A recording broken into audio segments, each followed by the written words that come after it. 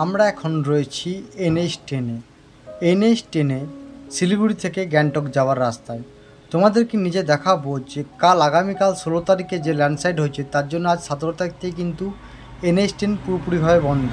তো চলো তোমাদেরকে সেই জায়গাকে নিয়ে যাবো এবং সেই জায়গার রাস্তার কন্ডিশন কেমন, এবং তোমাদেরকে দেখাবো যে সেই রাস্তার জন্য কতদিনের জাম লাগতে পারে বা কবে রাস্তাটা ঠিক হতে পারে। সব কিছুই কিন্তু নিজে তোমাদেরকে দেখাবো স্বচক্ষে।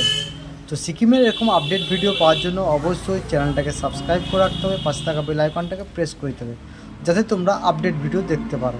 তো দেখতে দেখতে আমরা কিন্তু সেই জায়গায় চলে এসেছি। তো চলো তোমাদেরকে সেই জায়গার ভিডিওটা দেখাচ্ছি।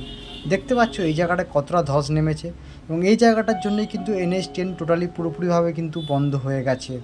17 তারিখ থেকে কিন্তু NH10 পুরোপুরি বন্ধ। এই রাস্তাটা ঠিক করতে এখন কদিন সময় লাগবে কেউই বলতে পারবে না। দু সাইড থেকেই কিন্তু রাস্তা বন্ধ।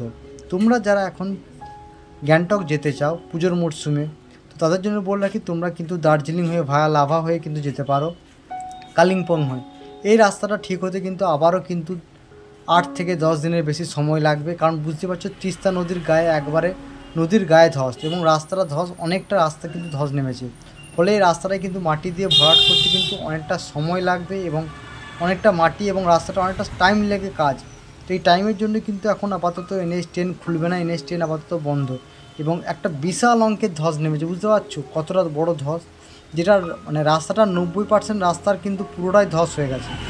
রাস্তার 90% রোডের পুরোটাই কিন্তু ধস। এর জন্য কিন্তু বিশাল যানজট ছিল কালকে। এটা 16 তারিখ বিকেলের ঘটনা।